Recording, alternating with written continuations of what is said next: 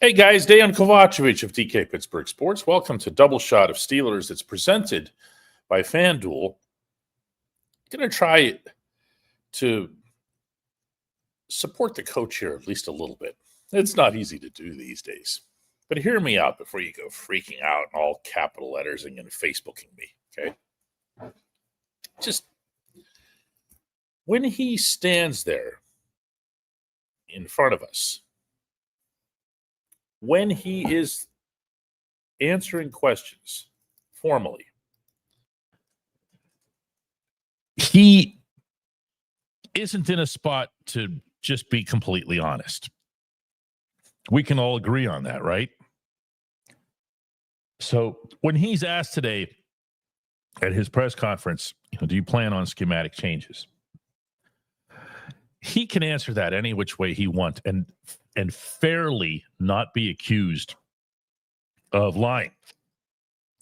Because even Tomlin's most ardent critics will agree that he's got nothing to gain. The Steelers have nothing to gain by him coming out and saying, oh, yeah, we're changing everything. Because the follow-up question then becomes, oh, yeah, coach, what are you going to change?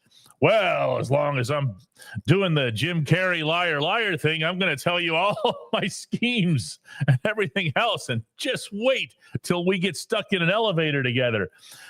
He's got nothing to benefit from this, and neither does the team. So I want to start there. I think that's a fair place to begin with some of the stuff that he said. Because of course,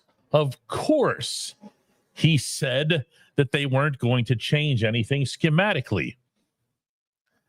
You could take that either way. He could say, oh, yeah, we're going to change everything, but I'm not telling you guys. I'm certainly not telling the Indianapolis Colts. Well, here's the problem, though. Now that I've got that out of my system, that's like my great big prefacing asterisk. What? You know he's not going to change anything. You actually know this. I think there will be a change or two in terms of personnel, where people might be aligned. You might actually see a player like a Darius Slay get benched. Maybe. But you will not see a schematic fix. And I don't even know that you're not going to see it because of stubbornness. I think that you might see it because of this. I don't know that there's an answer. I don't know that there's some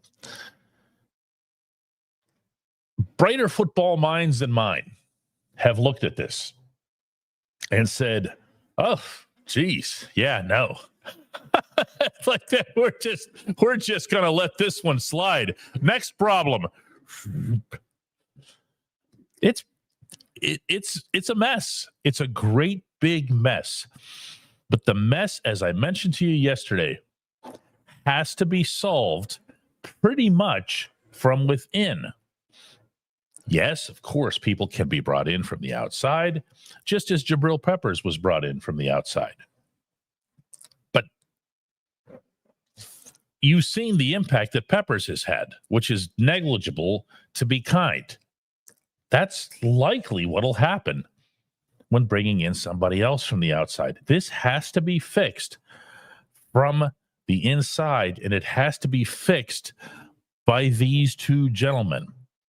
And speaking of the second gentleman, we're going to be bringing that up when we come back right after this with Chris Halleck.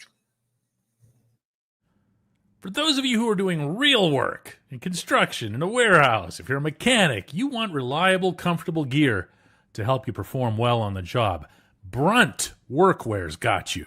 They've got waterproof boots, safety toe, soft toe, pull-on, lace-up, whatever you need. You can wear them to work, and if they're not right for you, send them back. I don't know of any other brand doing that. Brunt was tired of the workwear brands out there cutting corners. You work too hard to be stuck in uncomfortable boots that don't hold up. So they built something better. Boots that are insanely comfortable and built for any job site. For a limited time, our listeners get $10 off. Just head to workwear.com.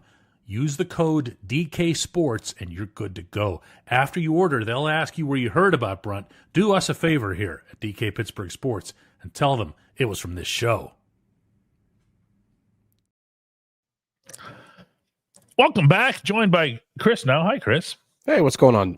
Steelers versus Colts week is here, and it's time to check out the latest odds, futures, and win totals on the FanDuel Sportsbook. If you think the Steelers will stun the universe and beat the Colts, hand the Colts their second loss.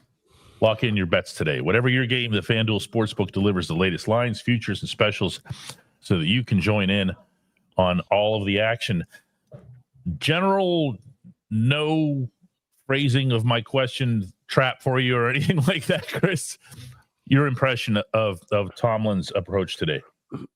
Not very surprising. No, I don't. If he is going to change something, he's not going to climb to the top of Mount Washington and announce it. Although he was in the building. Yeah, I mean, if he was going to do that. Yeah. That's not what he's a joke, everybody. Yeah. That's like, you're allowed to laugh still in this life. It's just football. It's okay. Yeah, it's just football. But I even started, so gotta try to peel the curtain back a little bit from the last couple of days. The locker room yesterday and the mood around the team, especially around the defensive players, has felt eerily similar to the weeks before Matt Canada was fired. That does not mean Tara Lawson is about to be fired. I'm just saying it feels eerily similar. Now, that being said, the Tomlin press conference today felt also the same, as in Tomlin did not get up behind that pulpit for weeks on end prior to Canada's firing and sat there and bashed his offensive coordinator. And if anything, he kept saying, I'm not there yet. I'm not there yet. I'm not there yet. That's what he kept saying when he was asked about Matt, like the faith in Matt Canada. And when this is the first time in maybe ever, but at least a long time, that he actually gotten questions about his faith in Tara Lawson. Yeah. And he did something very, very similar. I mean, he was asked about whether he's going to take over play calling, which, by the way, for those of you who still think it, Mike Tomlin does not call the plays on games. It is Tara Lawson. No, he does not. We tell you that all the time. Yeah, but just to reiterate, because there will probably be somebody watching the show who still believes that Mike Tomlin's calling the plays. That's fine. But it's their defense, and he yes. actually reaffirmed that today too, which I also thought was interesting. It is their defense. It's a plural. Yes, it is, and that's what I believe. His quote was largely, "I'm happy with like his performance, but we're not happy with where we are right now." And he said that where we are right now. It is their defense together. Tomlin has the overall philosophy. And not just in terms of how they play, what they prioritize, but in terms of basic overall, I'd rather play more single high than two high concepts. Yeah. So so on and so forth. Then Tara Lawson literally builds the playbook off of that, puts the game plans together off of that, and calls it into PQ. Yep. Yeah, and calls the plays in games. So Tara Lawson has a bigger hand in this than people believe. But yes, ultimately, it is Mike Tomlin's offense or defense. Yeah. So, but the press conference today, I thought felt very similar. I thought that I thought Tomlin was probably about what I would expect him to be. He's not going to sit up there and he's not going to get really defensive. He's going to kind of brush the questions off about the concerns, which is what he did. I asked him straight up, what's more concerning, being dead last? I said dead last in total defense. I misspoke. I meant total in pass defense, or not having a takeaway since Dublin. And he told me, you pick. Like, he even had that little bit of a little bit of that snarky attitude about stuff like that. So it was about what I expected from a Tomlin press conference. Yeah, he doesn't surprise. There was the one, I take that back, and I'm not getting on a digression here, but if you remember the incident where he tripped the dude, off the sideline. Yeah, the Thanksgiving game against Baltimore. Yeah. Yeah, and we're in Pittsburgh and on the south side, and it was an extraordinary day because he said, I will sit here.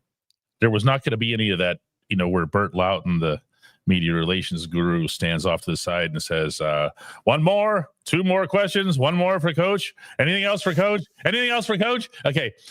But in this case, he said, I'm going to sit here and I'm going to answer every single question until you're all out of them. And he actually did. The thing ran around 40 minutes or something. Wow. And I was in there. I ran out of stuff to ask. Yeah. But he took every single, and I guess that was his form of doing penance. But yeah, other than that, there's not a whole lot of lack of predictability to these things. This is a big mess. Mm-hmm. And I think people are looking for clues as they listen to him as to, what might change, whether that's the schemes, whether that's the personnel on the field, whether that's the coordinator, heck, whether that's himself. You're just listening, trying to pick up stuff. If there was one change, Chris, that you thought you listened to, and you're in that room and you're picking up on that vibe, that you think, all right, yeah, between now and Sunday, this is going to happen, or this at least has a chance to happen, what might it be? If it's anything, it's going to be personnel. Because Like? it's hard to put my finger on one particular thing because the overall the thing the thing that stuck out the most was when he was brought up about Cam Hayward's post game comments about the team not having some of his teammates not having enough fight, how they didn't handle adversity well, blah blah blah. That Mike Tomlin pretty much said, yeah, I agree with all that. And that now. It's about how you fix that. And then he's like, of course, well, we don't get an opportunity to truly fix it until the next time we're in a stadium. Now we can do things throughout the week. And, he gives his normal Tomlin, answer there. But if that kind of stuff is bothering him, just like it's bothering Cam Hayward, then usually that means distribution of snaps are going to be different. But I think that's why why he said things like, we're not going to have any dramatic change to the schematics. I really think that he feels that if he gets the right people in place, that the defense can be executed properly. Can I give another little, and this is kind of going off on a tangent because I've been thinking, this has been stewing in my brain since. I think about some of the times in which Minkah Fitzpatrick has been really, really mad after games. Oh, no. He's going Minkah on us, everybody. No, but I'm okay. I'm thinking about this. When Minkah's been when Minkah's been the most upset after games, it's usually been team oriented. Yes. It's somebody's in the wrong place. Yes. At the wrong time for the wrong reason. Yes. Now, when Ramsey was really, really upset after the Cincinnati game, I'm not calling him out on this at all. But as we're about to start, asking him questions, he said, "Let's make this quick. I'm not in the mood." And then he said something under his breath, and then he said something like, "I'm upset with myself," or something like this. Now he did the same thing, Chris. You were in another room, but he did the same thing when I was in there on Sunday night. He just said he's looking at his watch. And then he said, 1 minute. I got 1 minute for everybody. 1 minute. And he stops in the middle of the room. And it actually lasted about that long. Yeah. But so the thing that stands out to me is, sure, be upset with your own performance and take accountability for yourself first. But I almost want to see more investment in the rest of the team, in the defense as a whole, than in your own performance. Because ultimately, at the end of the day, you're one of 11. It doesn't matter if you're the all-pro or if you're the 11th guy of 11. Mm-hmm. You're one of 11, and you've got to. When I think about the best defenses that this team has had, they've all been about the collective. And I'm really not trying to use like Tomlin words there or anything, but they really have been about the unit first. And I'm just wondering, like, do they have the right people in place? They have a lot of talent. They have a lot of names. But do they have the right people in place? Like, is there some merit to this? Is there some merit to the lack of fight, the not responding to adversity, do they have the right people? Not good enough people, but the right people to play in this defense? I think that's a legitimate question too that we're going to see unfold for the remainder of the season. There's a lot of different mentions of different positions, what the Steelers need. They need a safety, they need a lockdown quarterback, of course they do, but you don't have them. And you're not going to manufacture them in the middle of the year. Whenever I bring up players that the Steelers can acquire in midseason, I'm almost never talking about a starter. Because you're giving up multiple draft picks when you're getting that. Just no. However, when you're talking about depth and that sort of thing, sure, that can happen. Can somebody surprise you? Can they elevate themselves in your eyes and become a bigger role type of player for you? Absolutely. But the answers, again, are not external, not schematically, not personnel wise.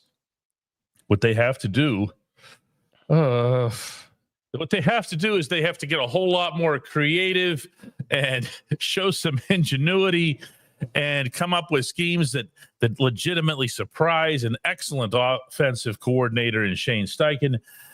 They have to do things, I believe, that they are not capable of.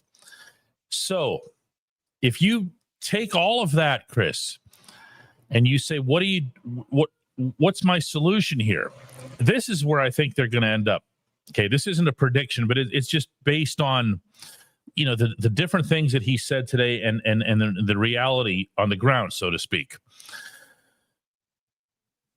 My defense is my defense. If I'm Mike Tomlin, I'm sitting here saying, my defense is my defense. I'm not about to change it in the final week of October.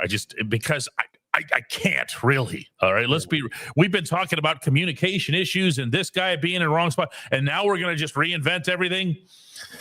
No, whatever we're using, including the stuff I was referring to as being, clever or showing some ingenuity, they've got to already be in the book.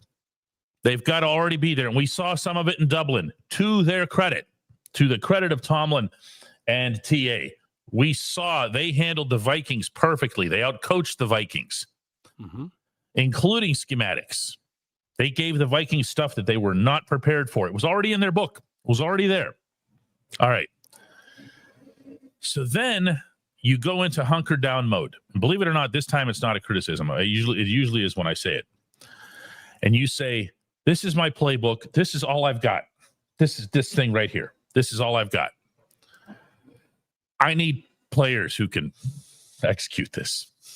Who can do this? Who wants to do this in this room? Tell me now. Slay, did you really not want to tackle that dude at the goal line? Is that what happened? Joey Porter, did you get out of that guy's way on purpose down there, the way it looked? Juan Thornhill, you totally butchered a coverage assignment. You went to where the book said you should go instead of just following the human where he went. You guys want to do this or not? If not, listen, I'm not going to pretend that they're better than you or whatever else, but I've got James Pierre. I've got Brandon Eccles. I've got people who I know will actually attempt to execute these plays. And that's where he gets into the tackle harder mode. Okay. Do you see what I'm saying, Chris? I know what you're saying. And I think, and this is kind of what we were talking about yesterday, because as soon as I brought up, having that talk with Jalen Ramsey about, you might just have to stay in the slot. Like that just might be your role now. Yeah. And, of course, I think the reaction you gave me was, come on, we know how Jalen is. Well, tough crap. I mean, you're on the team and I'm the coach. And I mean, if I say you're not going to go on the football field, you're not going to go on the football field. I mean, you could, complain and bellyache about it. I was about to say the other B word, but you can bellyache about it all you want. But I mean, you gotta do what I tell you. I mean, that's just the way it goes. So, yeah, I mean, Tomlin might have to almost start ruling with an iron fist. I think that's the only way to kind of get out of this because, yeah, you're right. You're not installing a new defensive playbook in the middle of the season. If you fire Terrell Austin, the only person I think that's qualified to take over play calling at that point is Tomlin himself. So, I mean, Yeah, you never know with that stuff. I mean, we had no idea that Eddie Faulkner was going to be the OC or that.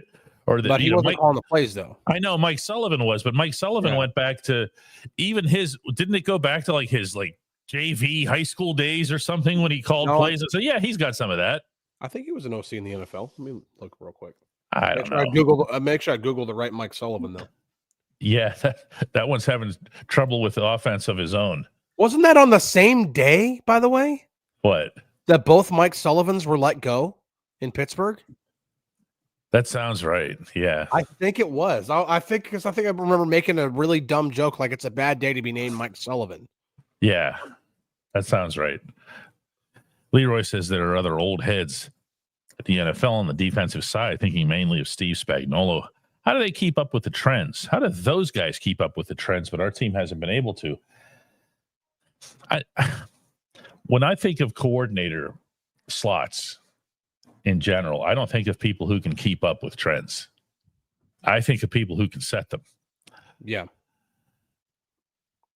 Those become the trends because so-and-so with the Rams or so-and-so with the Chargers is really, really, really smart and really ahead of the times and showing you things that you hadn't seen and were super complex. And then they went and they drafted players who were a fit for that sort of thing. They went and drafted players who were upstairs here, just super crazy brainy and can adjust on the fly and do different things.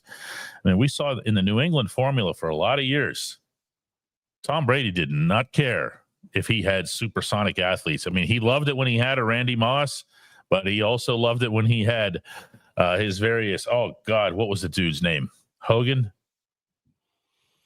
The little wide receiver who just... They've had so many little wide receivers, though. Yeah, this one in particular had 19 catches in a game or something here in Pittsburgh. It was insane. By the way, Mike Sullivan was offensive coordinator for the Giants for 2 seasons. There you go. Yeah. Okay, so he had some background. Yeah. Yeah, you never know where that sort of thing pops up in your room. It's not. He's not going to do that. He's just not. He doesn't want that burden on himself on the sideline where he's going to sit there and call. I mean, no head coach does. Well, I mean, Sean McVay calls plays. I mean, there are a lot. Usually, it's the more offensive coaches that like to call plays, not the defensive guys. That's who it was. It was Hogan. Yeah. But I also think Tomlin didn't spend a lot of time as a coordinator, though. He was a coordinator for 1 season. Yeah. Yeah, I mean, it's not like he had been a coordinator for a long time. Like a lot of these guys that ascend, these offensive coaches that ascend to becoming a head coach, they were coordinators for multiple seasons and had their systems and became known for their systems. And so when they get hired, it's almost like do what you were doing as an offensive coordinator, but as our head coach. That's kind of what that's not. The Steelers don't operate that way. The Steelers very, very, very much operate with where the head coach is this figurehead over the top of the entire team. And I think Tomlin wants to concern himself about the entire 53 rather than... And he has to. He has to. Yeah. A couple of upbeat notes, which don't pass through here very often. Mark Cunningham said, seems like a long time ago when we thought the key to the season was going to be whether or not Broderick Jones would survive at left tackle. He appears to be the least of anyone's worries now. Broderick had a nice game. I'm not going to inflate it. Broderick did well. Troy Fautanu at the other tackle position also did well. They had themselves a good game. That's nice. But like you said, Mark, it's just the whole script is flipped. That is positive, though. So is this. As Josh Petrick points out, is what we saw from Roman Wilson enough to get excited, or should we take it with a grain of salt? Roman Wilson has now very, very, very quietly, given the circumstances, had not 1, but 2 games in which he has shown himself to be, hey, I'm here. Mm-hmm. I'm part of this. This is what I've been waiting to see for a while, and I understand that's not always in the wide receiver's control. Somebody has to decide to have him on the field. Somebody has to decide to throw him the football. When they do throw it, pro tip, catch it. Great way to make yourself noticed. Okay, that ball that ended up being the meaningless touchdown there at the end. Yeah, that was not Aaron Rodgers' best pass. A little bit behind him. Yeah, Roman adjusts very nicely, has airtight coverage on him, wins the ball. Somebody somewhere, not least of whom is the guy wearing number 8, is going to notice that and file it away somewhere. That's good stuff, Chris. Oh, yeah, it was. And we're starting to see just little glimpses of why Rodgers was talking so highly of Roman throughout the entire team development process. And so I think now that they've had a couple moments in which Rodgers has been able to connect with him and get some big plays. We talk about the big play to him downfield near the very beginning of that game. I mean, listen, all this talk about wide receiver 2 and looking for that becomes less of a concern if Roman Wilson if he takes another step forward against the Colts. If the Steelers are required to score 30 to 35 points to win this game against the Colts, which they most likely will have to, if Roman can take another step forward and become another productive receiver, productive target for Aaron, you have to start thinking about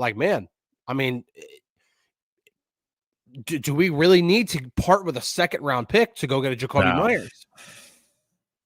They need to stop. They needed to stop the other team.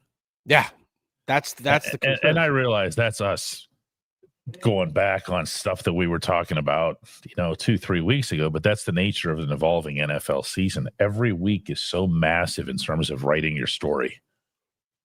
You who you are and how you're defined as a football team changes so much from week to week. That I'll say it again, the biggest change so far this season wasn't Cincinnati, wasn't last week, it was Dublin, and it was for the better. Mm-hmm. We saw things over there that we never imagined that could have happened, and it changed a lot of perceptions and a lot of the conversation subjects here. Joe Steeler fan says, certainly hear this one a lot. Brian Flores should have never been allowed to walk away. They easily could have given him the DC role with assistant head coach title. Yeah, and I don't know wherever to go with these things. It's just because these things get repeated again and again and again. Flores was here. He did not have a prominent role with this team. He was brought in late. He was asked to kind of oversee and supervise and participate in this and that, but he didn't have a real specific thing. He was not very vocal. He was not very visible. He understood whose team it was when he walked in the door late. I never saw him look like he was trying to one-up anybody. He kind of knew his place and stayed there. Now, that said, Flores goes to Minnesota. Minnesota's the team we're talking about. It got grossly outcoached. Not just beaten, grossly out. Arthur Smith just took Flores to town. Yeah, all right. Really he Arthur hasn't had his he didn't have his best game this past week. He might have had his best one over in Dublin. He just Tomlin threw Flores a lifeline. He did. It was a difficult, unusual circumstance between Flores and the NFL. Yep. Tomlin did what he felt was right. Now, could he have stayed? Could he have become the DC? Their schemes, we've been over this a million times. Their schemes, the way Flores likes to coach isn't necessarily aligned with the way Tomlin likes to. That's kind of important. It shouldn't be essential, but it's kind of important. Also, I don't think Tomlin ever thought of Flores in that way because I think what Tomlin thought originally was, number one, I'm going to keep Flores in the game, and he's going to immediately be sought to either get a head coaching position or to get a DC role immediately, which is exactly what happened. Mm-hmm. Now, he still has yet to get another head coaching gig, but I think that Tomlin thinks highly enough of Flores that he thinks he should be coaching one of the 32 teams in the NFL. Now, also, how much sense does it make? And this is just, you cannot look at this in hindsight. How much sense does it make for a defense that when you brought in Flores and that was missing TJ Watt for half the season because of an injury, performs the way that it does, and that at the end of the season, you're like, you know what? We need to fire our defensive coordinator.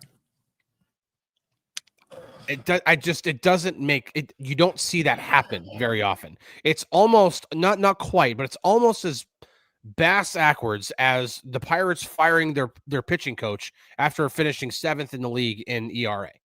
Like it just doesn't make sense.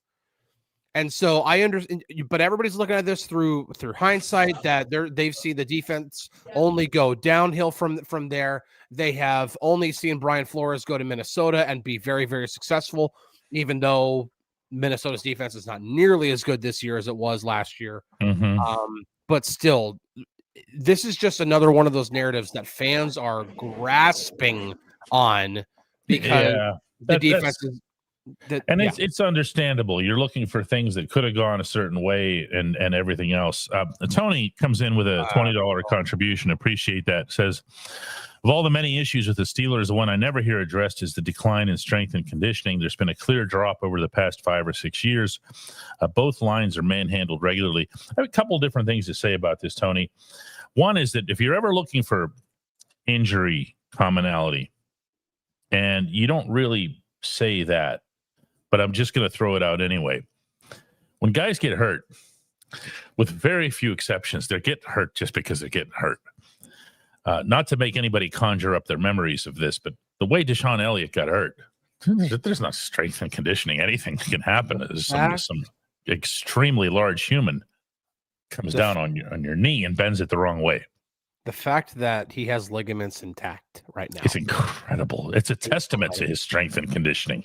Yeah, that's unbelievable that his entire leg, not to get gross, but that his entire leg wasn't destroyed is a testament to strength and conditioning, not the opposite. Was running full speed and ended up falling down. Big dude. Like force of gravity on Deshaun's knee and made it bend the wrong way. Like this should have been as gruesome of an injury as we saw with Cam Scatterbo in the Giants game. Now you say there's been a clear drop, and then you refer to both lines being manhandled regularly. Generally speaking, not universally, but when a line gets manhandled, it's usually the result of technique / leverage, as opposed to I am He-Man and I can bench press this amount. I have covered offensive linemen and defensive linemen who were the strongest humans alive and weren't any good at what they did out on the field because they didn't get their pads low enough. They didn't have themselves in the proper position. They didn't have the right footwork. They weren't in the correct place at the correct time. There's a ton of things that go into that. Another thing I'll say, Tony, and then I will shut up on this subject. I have something to add. Okay. No. Finish. Defensively, they're not young. This is not some spry group. So when you see them, it just visually, if you were watching them from like a satellite and didn't know their names or whatever, you would not be real impressed with the way the O's were moving because the O's are old. And it makes a difference. There's a difference when you see a play that's made by Derek Harmon, even on the defensive line, than there is among the older guys. They're old. That's what they did. They went out. They got a bunch of old guys with big names, and they're trying to get the most out of them. Who do you think was the strongest person in that stadium on Sunday night? Strongest person in terms of just pure strength. Like bench press strength? Yeah, bench press, squat, anything in that stadium. Oh, the guy who came out waving the towel. James Right. Harrison. He almost had me. Oh, wow. James Harrison was the strongest person in that stadium. No doubt. And he cannot play football anymore because he's too slow. And it's not about strength. Almost had me. It's not about strength. If it were just purely about strength, James Harrison would still be playing football because the man can probably bench press a Mack truck by himself. With one hand. Seriously, it's not about strength. It is about technique. It's about leverage. It's about so many actual football, like little details. It's not just about strength because James Harrison is probably the strongest human being I'll ever meet in my lifetime. And when you saw Debo in his career wind down, that he was still an effective player, is an immense testament to who he is, in addition to his strength, his drive, and everything else. I wonder how well conditioned he was. It's not just strength; it's conditioning. Right, right. So he goes to New England, and they did limit his snaps. You'll recall. Mm-hmm. He was still he wasn't just bulldozing guys. He was still doing the Debo lift, getting under the armpit and using the same move and the same technique. That's the part that you lose. It's the quickness. It's the element of being able to get past the guy in front of you. He would say beat the man in front of you, but it's not like he could steamroll everybody that he faced. Those are some incredibly large humans that he would go against. He would line up against the Andrew Whitworth types and so forth. And it's just, there were times when they'd win. Speed declines over time. It's usually one of the first things to go. When you talk about players, when we talk about players aging, that's why we're having the conversation that we're having about possibly replacing Darius Slay. When Slay came into the league, he was blazing fast. Yeah. And it's one of the reasons why, not only because he was a really smart football player and had good instincts and used all of that to become a really good football player, minus the speed. He also had the speed to go on top of it to become an elite corner. But when you don't have that speed anymore, and you're being asked to line up and press man, and then you have to run with Iosivas down the middle of the field, and you literally cannot keep up with him anymore because you can't run that fast anymore. That's what we're talking about here. His first two steps had him scorched. Yeah. On that, watching that one again. John says, speaking of not being young, do you think that the DPOY level that TJ has had for so many years is finally concluding? He's still great. Do you see him at that level physically still? TJ hasn't been great. I mean, let's call that for what it is. TJ is on this team to get to the quarterback. We've been saying that for years in his defense. Okay, whenever we've been comparing him to Myles Garrett and having all those debates, we've been saying, yeah, but TJ gets there. Last week, Myles Garrett got there 5 times. Nobody from the Steelers got there. So, no, he has not been great. He has not been great this season. He's had a couple of flashes is what he's had. Do you see him at that level physically still? Of course not. I'm not being disrespectful here. I mean, my goodness, I think this is one of the best defensive players in franchise history. But this is not excuse making. This is just operating with what my eyes are telling me. When he has been out there with Nick Herbig at the opposite bookend, we have seen some of the more familiar mayhem in the opponent's backfield. And that's combined. Sometimes it's 51 coming this way and 90 the other way, but it's somebody coming. It's not nobody coming. Yeah. And there's some pressure on the quarterback as opposed to no pressure. So yes, at least getting in the general vicinity can force the quarterback to do stuff that he doesn't want to do. My goodness, Chris. How does an NFL quarterback get through a 3-hour game against the Pittsburgh Steelers as clean as Jordan Love did? 5 quarterback hits, no sacks, no tackles for losses. Yeah. And completes 20 straight passes. How does that happen without something changing? And then on top of that, while having Herbig standing on your sideline, you're the coach, next to you for 40 of those snaps, 40 out of 64, 40 snaps. He's standing there next to you and you're going, oh, why can't we get to the quarterback? Yeah. That was my Peter Griffin from Family Guy. Yeah. Why can't we get to the quarterback? Come on, Lois. Yeah, come on, Lois. Yeah. Whoa, dude. Oh, you took it. You went to the next level with your Peter Griffin. Yeah.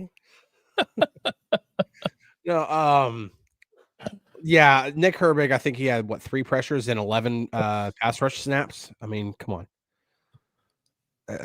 I don't when we're talking about personnel decisions that have to be made, we talked about it yesterday. Nick Herbig has to be on the field. He just has to be. I don't honestly at this point. I don't care if I'm not doing Stewie. I can't do Stewie. I can't do a good British accent at all. I can do a decent British accent. I'm just not good at the Stewie voice. But no, but I don't care at this point if he's taking TJ off the field or taking Alex Highsmith off the field. Nick Herbig needs to be on the field. And Justin here says it right here. TJ playing 90% of the snaps is coaching malpractice. It absolutely is. He is not conditioned and never really has been conditioned to play that percentage of the snap. And he'll tell you that. That's not enough. Yes. Yeah. I mean, TJ, he has to be going at X level in order to be successful. Yes. Because it really is less is more with TJ. You want him playing 75 to 80% of the snaps, and then you really get more out of TJ in less snaps. You really, really do. And that's why have Nick Herbig on the field. What they did against the Browns, I understand it's the Browns. I get it. And their tackles stink. I get it. And it's Dylan Gabriel. I get it. But the distribution of Gabriel, snaps, he ran right into them sometimes. It was just awful. I mean, not awful from a Pittsburgh perspective, but you know what I mean from a quarterbacking standpoint to watch. But it was the distribution of snaps. They played almost the same numbers. There was like a 4 snap difference between the 3 of them. That's what it needed to be. Now, Tomlin's argument at the time was, well, we stopped the run in that game. We didn't stop the run against the Bengals. Well, you stopped the run against the Packers, and still Nick Herbig was a distant third in the snap counts. There's no excuse for it at this point. You remember, last week we were talking about certain things that were more overarching as trends, like, when the other team runs the ball effectively, the record is this and that, whatever. Here's another one, because this isn't something that you can pin on any specifics here. Mike Jones says, in all capital letters, I should scream it. Like I should. Mike Jones says, he said, we haven't been having the best percentage-wise splash player out on the field in Herbig. For anybody who doesn't realize this, the Steelers haven't had a takeaway defensively since TJ's that arm interception in Dublin, the one that kind of Cam might have tipped it, but it ends up hitting off TJ's arm, pops up, and he catches it. That was the last takeaway. And if you go back to training camp, which we've been doing a lot in terms of things that people say, things that the Steelers have shown, this was supposed to be a takeaway defense. This was supposed to be a sack everybody, take the football away defense. It's been neither. Yeah, that's the way it's structured. That's the personnel that are in place. That's one of the many reasons we keep, it's not to be fatalistic. We keep saying there isn't a good solution here. There just isn't. No, and they are, I mean, literally, I have had players, I have asked a player, is this defense really kind of built to be all or nothing? And I've had players literally nod at me. Yeah. Yes, that is what it is. And we are seeing it because it is feast or famine. They are either taking the ball away and racking up sacks. I mean, they don't win in New England without 5 takeaways and how, I don't remember how many sacks it was, but it was a lot. They got to They got to Drake May quite a bit in that game.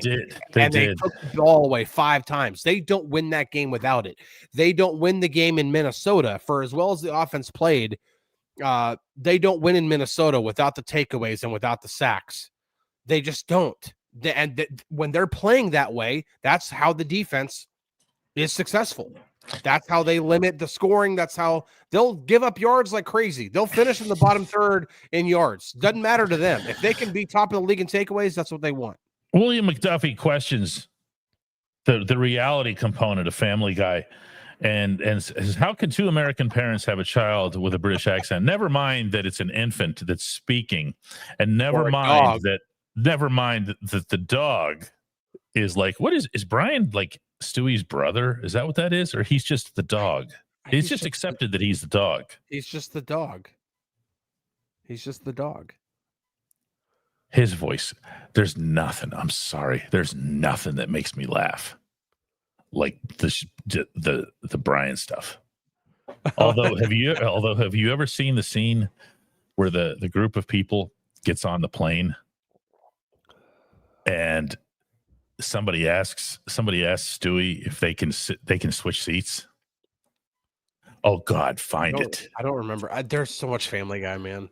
People, I'm a lot more familiar with the earlier as soon as this show ends, do a search on Family Guy. Can I change seats? And then Stewie. If you're a regular traveler, as some of us in life are, you are so Stewie in that scene. You're not giving up that seat for anything. Okay, this is my name. See this on his boarding pass. This is me because I did this right. I'm not responsible for your poor planning. There's my Stewie. That's as far as I'll go with it, ma'am. I'm not responsible for your poor planning. It's better than your Chewbacca. I'll put it that way. Oh, my Chewbacca was the worst. It's the worst. And now we're actually getting the crossover here between what we were just talking, like the Family Guy and Star Wars. You've seen that, right? Oh yes. When they they're explaining what the great flaw is in the Death Star. Yeah. It seems to me like that'd be a real problem. That if you shoot that laser into that one hole, the whole thing just goes.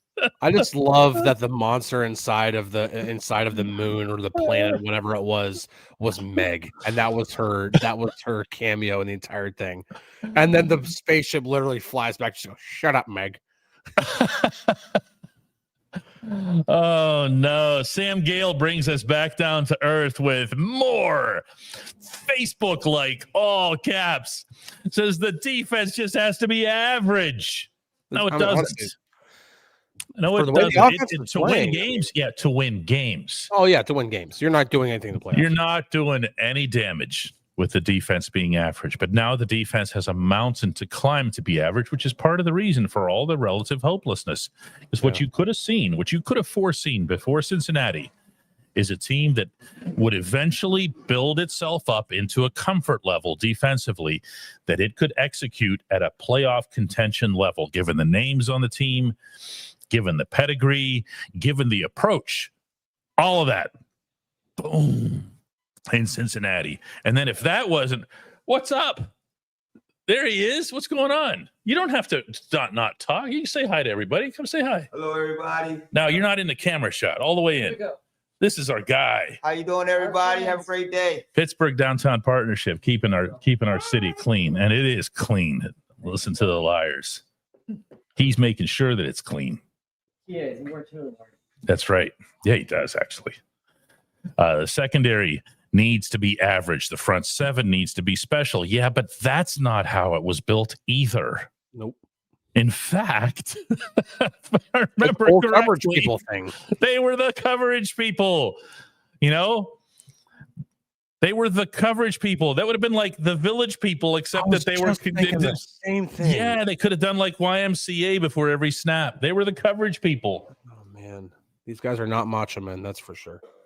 Yeah, Crave tries to find individuals, and it wasn't just Derek Harmon. It was everybody. There's not a. I'm only picking on Slay because Slay has been the problem, for a while. I'm hearing this a lot too from local hockey fans because they're seeing the Penguins at 7-2-1 after a coaching change, and they're starting, and then they also see that the Rangers are off to a horrible start in New York under Mike Sullivan. So wow, look at that. Now, if the Steelers got rid of Mike Tomlin, he could go somewhere else and be terrible, and whoever would come in would just magically be great, the way Dan Muse has been for the Penguins. Unfortunately, these things don't parallel that conveniently. They really don't. The rosters, the way the thing's been built, meaning between the Penguins and the Steelers, have nothing in common. Yeah. Nothing in common. For one, don't make me be this guy who points this out, but the Penguins' old superstars and everything continue to be their best players, as opposed to having everybody on here talking about decline and all that other stuff here. As we are all communicating right now, Yevgeny Malkin is the NHL's leading scorer at age 39. Yeah. I don't know that Gino's going to hold up over 6 whole months, but it's still really impressive through 10 games. Sidney Crosby continues to be, and this is the highest praise anybody can offer, Sidney Crosby. Chris, you were at the game last night. You covered the game for us. Those guys, I mean, They're just them now. That's all. They're not looking to compensate for them. They're not waiting for Nick Herbig to come out there and make them better. They're just great still. Yeah, I mean, this is like the equivalent for the Steelers would be TJ Watt is playing at the 2021 level. TJ Watt, Cam Hayward is playing at last year's level. Cam Hayward.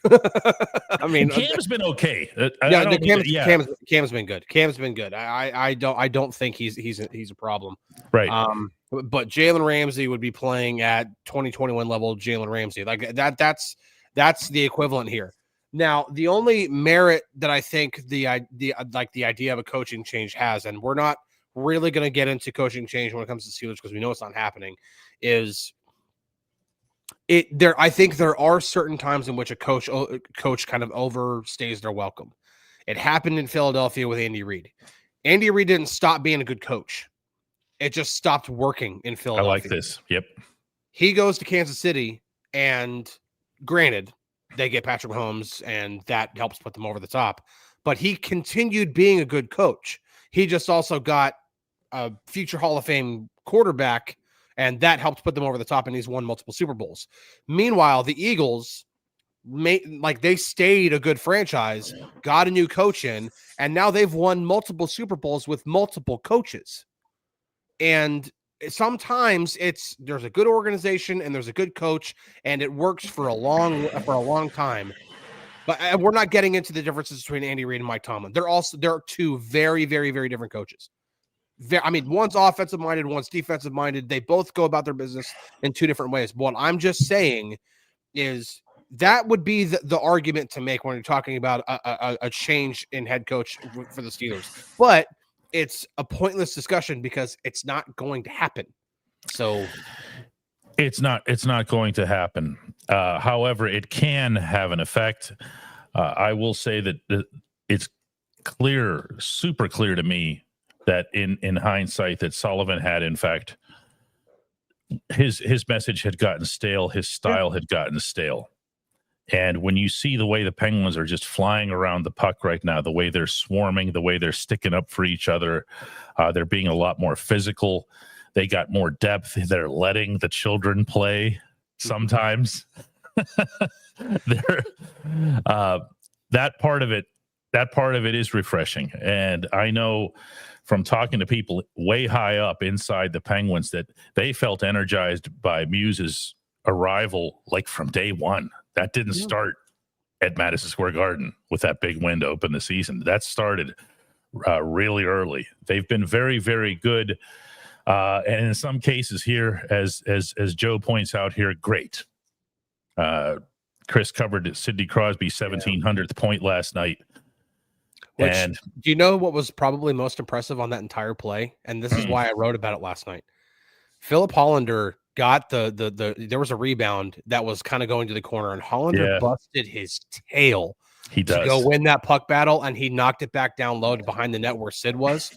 And then Sid just does his normal Sid thing. He finds Carlson at the point, and then Carlson is smart. He finds the slap. He always finds the second. The target for a deflection. But that play does not happen without Hollander busting his butt and winning a puck battle. But that's also part of it. That's part of what has Penguins fans excited. And again, to keep bringing this back to the Steelers is that there's a mix between young and old. Hollander's a rookie, and he's out there playing with Sid and Rust, but he's making a difference. Ville Koivunen is back up from Wilkes-Barre. Ideally, he makes a difference. Ben Kindle and Harrison Brunick, I don't even know what more you can say about them. They're 18 years old, and they're making a difference. What you want as a fan, and this is the reason that Steelers fans are down right now, and the reason that I'm bringing it up, what you want as a fan, any sport, any scenario, any scene, hope. You want hope. That's why there's all this flailing in here right now, meaning in this live chat. That's why everybody's just like, what about this and what about that? Or what if they kept this guy? Or what if they bring in this guy? Because you're looking for something. You're looking for something. Right now, it is just not there. It's not there. It's just not there. Guys, we're gonna call it a day. We're gonna do an early show tomorrow. I'll let you know the exact time whenever we get that figured out, because I have a flight to St. Paul, Minnesota to cover this 7-2-1 hockey team. I'll be the rest of this week in After St. Paul, then I'm going to Winnipeg, Manitoba, as I do every year, and then pulling off the ultimate planes, trains, and automobiles exercise to hurry back from Winnipeg and be in Pittsburgh the next morning, even though I have almost no flight options. We'll be laying that out for you on the app, which if you haven't downloaded it yet, go do that. Honestly, if enough of you do it, I'll finally shut up about it. Download the DK Pittsburgh Sports app into your Apple or Android device. After that, email me, dk@dkpittsburghsports.com. I'm going to answer it myself. I have an hour between now and face-off between Penguins and the Flyers. By the way, that's a 6 p.m. draw out in the old FU Center out there. dk@dkpittsburghsports.com, and I will hook you up with a massive discount that you will not say no to. All right, guys, we'll hook up tomorrow. Again, I'll let you know what time. I'll put it on our app. Okay.